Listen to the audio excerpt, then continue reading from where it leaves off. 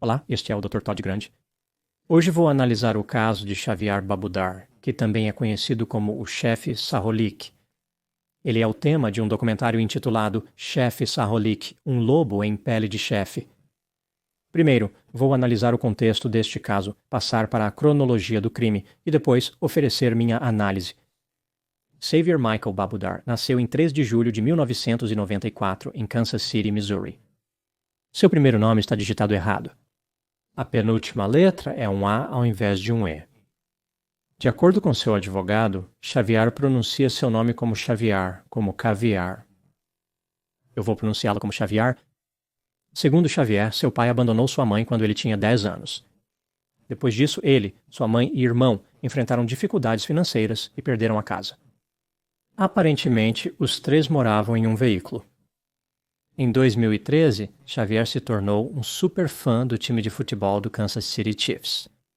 Ele se vestiria como um lobo em roupas dos Chiefs e assistiria aos jogos de futebol deles. Ele dirigiu para comparecer a todos os jogos, incluindo os fora de casa. Em 2018, Xavier começou uma conta no Instagram.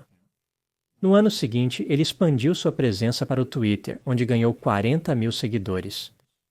Muitas de suas postagens, como esperado, foram sobre o Kansas City Chiefs. Xavier tinha um histórico criminal de contravenções e era um jogador frequente. Ele frequentemente fazia grandes apostas em azarões. Sua verdadeira natureza era escondida de seus fãs. Xavier nunca mencionou ser sem teto ou ter um estilo de vida nômade. Ao contrário, ele se mostrava como muito bem-sucedido. Ele alegou falsamente que se formou na Universidade do Estado de Kansas e que gerenciava vários armazéns em todo o meio-oeste. Xavier pode ter se associado a caviar, mas era mais como atum enlatado de marca desconhecida. Agora, atualizando sobre o crime. Em 2022, Xavier começou a roubar bancos. Seu método habitual consistia em adentrar um banco mascarado, empunhando uma arma falsa e demandando dinheiro. Ele costumava escapar pedalando uma bicicleta até um local próximo onde havia estacionado seu Mazda 3 de 2019. O primeiro roubo a banco de Xavier foi em 2 de março de 2022, quando ele levou $70 mil de um banco em Clive, Iowa. Durante o roubo, ele deixou cair uma luva preta numa área arborizada perto do banco. A luva continha $1.400 e seu DNA. Em 28 de abril, Xavier atacou em Omaha, Nebraska, roubando $170 mil de um banco.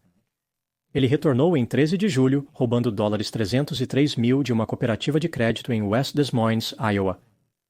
Em Nashville, Tennessee, no dia 17 de novembro, Xavier roubou uma cooperativa de crédito por $125 mil. Um chapéu foi recuperado deste roubo, que continha DNA correspondente ao DNA da luva encontrada após o roubo em Clive, Iowa. A polícia sabia que enfrentava um ladrão de bancos em série. 12 dias depois, em 29 de novembro, Xavier entrou em uma cooperativa de crédito em Savage, Minnesota, e exigiu que os funcionários abrissem o cofre. Depois que ele percebeu que o cofre só continha notas pequenas, ele fugiu do prédio, de mãos vazias. Mais tarde, ele repetiu o ato em uma cooperativa de crédito em Apple Valley, Minnesota.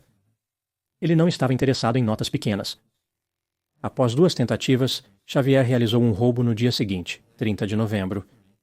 Dessa vez, ele retornou ao mesmo prédio que havia roubado em Clive, Iowa, que agora era um banco diferente. Clive escapou com $25 mil após pular o balcão com uma arma falsa e dar ordens aos funcionários do banco para abrir o cofre. Cerca de 2 semanas depois, em 15 de dezembro, Xavier tentou assaltar um banco em Papillon, Nebraska, mas as portas no vestíbulo estavam trancadas. Ele desistiu e deixou o banco. No dia 16 de dezembro de 2022, Xavier visitou uma cooperativa de crédito em Bixby, Oklahoma. Usando uma arma falsa, ele forçou os funcionários a entregar $139 mil. Xavier seguiu para uma área florestal próxima, trocou de roupa e usou uma bicicleta para continuar sua fuga. Ele foi visto pela polícia e fugiu. Após uma breve perseguição, Xavier foi preso. Os investigadores localizaram seu Mazda estacionado nas redondezas. No veículo, havia vários pares de óculos e luvas que foram usados durante outros assaltos a bancos. Xavier foi acusado de roubo a banco. Ele ainda não havia sido ligado aos outros assaltos a bancos, apenas ao que realizou em Bixby, Oklahoma. A fiança dele foi fixada em $250 mil, mas depois reduzida para $80 mil. Em fevereiro de 2023, ele foi solto por um fiador chamado Michael e ficou em um motel local. Xavier usava tornozeleira eletrônica e contatava Michael regularmente. Algo que Xavier fez vários meses antes tornou-se importante neste ponto da história. Em junho de 2022, ele fez 2 apostas de $25 mil no Cassino Argosy, em Alton, Illinois. A primeira aposta foi que Patrick Mahomes, quarterback do Kansas City Chiefs, ganharia o prêmio de jogador mais valioso. A segunda aposta era que os Chiefs venceriam o Super Bowl 57. Como acabou acontecendo, o quarterback dos Chiefs foi nomeado o jogador mais valioso e em 12 de fevereiro de 2023, os Chiefs derrotaram os Philadelphia Eagles. No Super Bowl 57, Xavier ganhou as 2 apostas, garantindo $100 mil em prêmios. Em 3 de março de 2023, o Argosy Casino enviou a Xavier um cheque de $100 mil. Semanas depois, Xavier removeu seu monitor de tornozelo e fugiu. Ele seguiu para Henderson, Nevada, onde comprou um veículo. Em 8 de junho de 2023, Xavier roubou um banco em Sparks, Nevada, levando $1.100. Menos de um mês depois, em 3 de julho, ele roubou um banco em El Dorado Hills, Califórnia, fugindo com $950. Em 7 de julho de 2023, o Federal Bureau of Investigation prendeu Xavier em Sacramento, Califórnia. Ele foi acusado de 11 contagens de ocultação, lavagem de dinheiro, 4 de transporte interestadual de propriedade roubada e 4 de roubo a banco. O governo alegou que Xavier lavou o dinheiro que tirou de bancos e cooperativas de crédito através de cassinos e jogos de azar online. Em 28 de fevereiro de 2024, Xavier Babudar confessou-se culpado de roubo a banco, lavagem de dinheiro e transporte de propriedade roubada entre estados. Em 5 de setembro de 2024, ele foi condenado a um período de 17 anos e meio de prisão e 3 anos de liberdade supervisionada. Ele não pode ser libertado antes do tempo. Deve cumprir toda a pena de 17 anos e meio. Agora, passando para a minha análise. Aqui estão alguns pontos que se destacaram para mim neste caso, na minha opinião. Item número 1. Não há dúvidas de que Xavier era culpado por roubar vários bancos. Ele se declarou culpado e foi incriminado pelos dados do celular e DNA. A acusação sugeriu que Xavier perpetrou os crimes porque era viciado em fama. O advogado dele tinha outra opinião, afirmando que Xavier era viciado em jogos de azar. Ao analisar a história de Xavier, acho mais provável que seu advogado de defesa estava correto. Durante sua onda de crimes, Xavier frequentava frequentemente cassinos e usava o dinheiro roubado para comprar fichas. Isso poderia ser considerado lavagem de dinheiro, e talvez essa fosse parte do raciocínio de Xavier, mas acredito que o objetivo principal era alimentar seu vício em jogos de azar. Ele pegou o dinheiro para jogar. Xavier não tinha motivos para lavar dinheiro. Não é como se ele estivesse planejando comprar uma casa ou fazer outra compra fortemente regulamentada. Além disso, se alguém fosse lavar dinheiro de roubos a bancos, usar cassinos não representaria uma ótima escolha. Eles têm câmeras por toda parte e acompanham cuidadosamente as transações. Não acredito que ser famoso era tão importante para Xavier. Quando ele foi preso, ninguém sabia que ele era o Chiefsaholic. Muitas pessoas o encontraram em jogos, mas não sabiam seu nome. Ele estava sempre usando a fantasia, que incluía uma máscara de lobo cobrindo seu rosto. Eventualmente, as pessoas descobriram porque o cara na roupa de lobo perdeu um jogo dos Chiefs, mas até aquele ponto, Xavier não era famoso ou notório. O segundo item, quando Xavier ganhou os $100 mil, logo após ser solto sob fiança, ele falou sobre como esse dinheiro seria uma mudança de vida para sua mãe e seu irmão. Ele ressaltou sua forte ligação familiar como sendo o aspecto mais relevante de sua vida. Claramente havia muito espaço para melhorias. Sua mãe e irmão moravam em um veículo motorizado que era nojento por dentro. $100 mil poderia ter sido uma mudança de vida.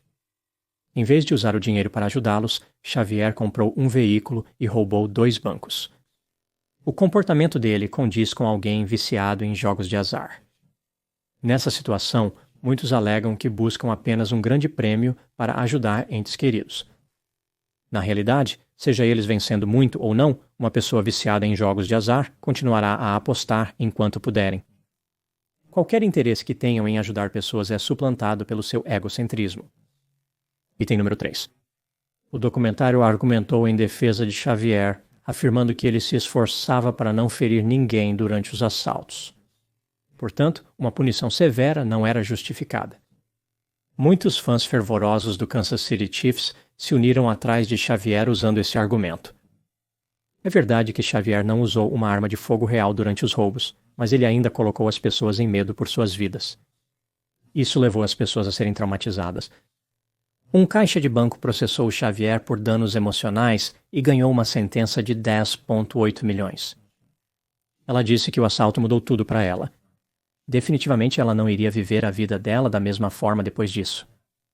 É improvável que o caixa do banco consiga cobrar sequer um centavo de Xavier, mas a sentença fará com que seja difícil para Xavier lucrar com seus crimes depois que ele for libertado da prisão. Quer dizer, considerando todas as evidências neste caso, acredito que uma sentença de 17 anos e meio para Xavier foi justa. Item número 4, no documentário, parecia bastante claro que Xavier não era uma pessoa bem-sucedida ou produtiva mesmo antes de sua onda de crimes. Essa pessoa operava em nível básico, com pouca motivação. Considerando isso, como ele sabia tanto sobre jogos de azar? Como que ele era tão ativo nessa área? Ele parecia ser diligente às vezes.